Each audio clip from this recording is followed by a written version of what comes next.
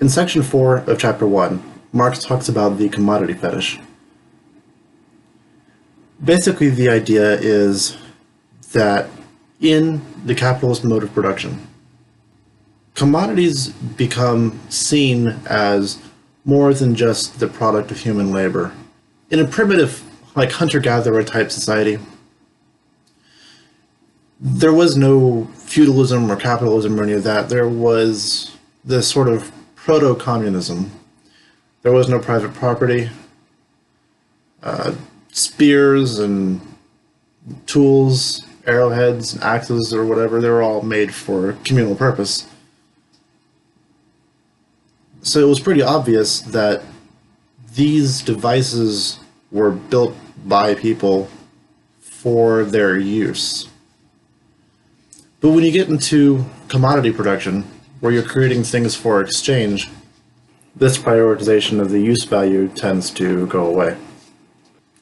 When you go to the market or the store in modern society, you're confronted with a whole assortment of commodities that you can buy with your own money. You're not confronted with use values so much, you're confronted with exchange values.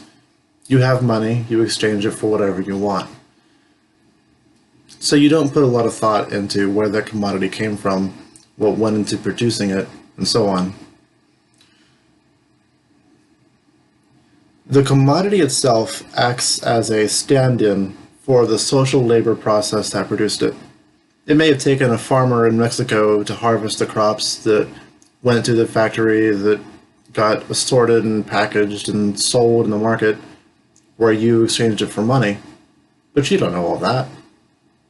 For the most part, from your perspective, you're just exchanging money for a commodity. So this social labor process that went into that commodity has been obliterated in commodity exchange. So what does Marx mean when he says a fetish? Why do we use that word? Like a sexual fetish involves an object standing in for desire. Like a foot fetish is, you see the foot as the embodiment of your sexual desire. When Marx talks about the commodity fetish, he's talking about the commodity acting as a stand-in for that social labor process. Now, just as it might be absurd to think about if you exchange linen for coats, thinking that linen is the universal expression of human labor, that would be kind of ridiculous. It's just one commodity being exchanged for another. But that happens when you exchange money for commodities. You're exchanging money for the coats, money for the linen, money for the food, money for a car, money for a computer. And as we talked about in the last section, money kind of stands in as this universal expression of value, of human labor. So in that respect, the commodity fetish is kind of manifesting itself there. And there are other kinds of fetishes in the sphere of commodity production. The Christians view the cross as this holy device or holy object. The sacred fire in the temple of Vesta was considered sacred to the Romans. These superstitious views are what inspired Marx to use the term fetish for this. He pointed to the Spanish and their fetishism over gold, for example. Another type of commodity fetishization is buying things to shape the opinion of people around you. A lot of people want to be seen as being in the right social class. Having a fancy car or expensive clothes or certain, expensive wristwatch.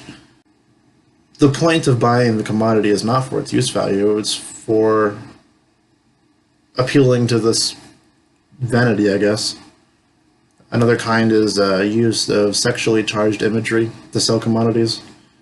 Another type of commodity fetishization is using sexually charged imagery to try to sell commodities.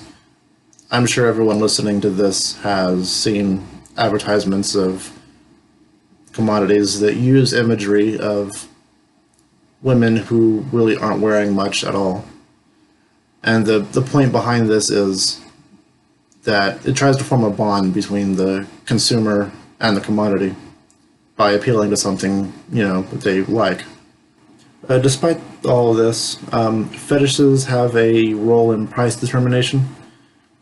Yes, this comic book, this rare comic book from 1967 might be just a bunch of paper, but it's going to sell for a lot more than it would have otherwise because of the stigmas and values that we attach to that commodity.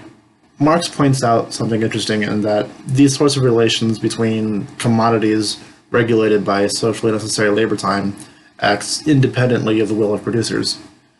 Do producers control the market, or does the market control producers?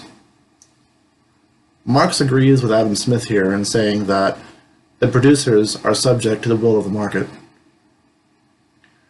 And you largely see that with the programming on TV, how it's all gone basically to shit. It didn't go to shit because people genuinely wanted to produce Naked and Afraid or Keeping Up with the Kardashians. That's what got the ratings. It's what brought home the profits, so producers made more of it for profit. At the end of this section and this chapter, Marx spends some time arguing that the social mode of production influences society to such an extent that it imparts a characteristic culture and religious norms.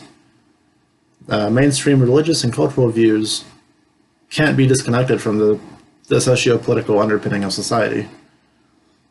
He points to Protestantism as a sort of bourgeois form of Christianity because of, the whole Protestant work ethic. And with that, chapter 1 is finished. Chapter 2 is a lot easier. We'll get through that a lot faster. It's only one section.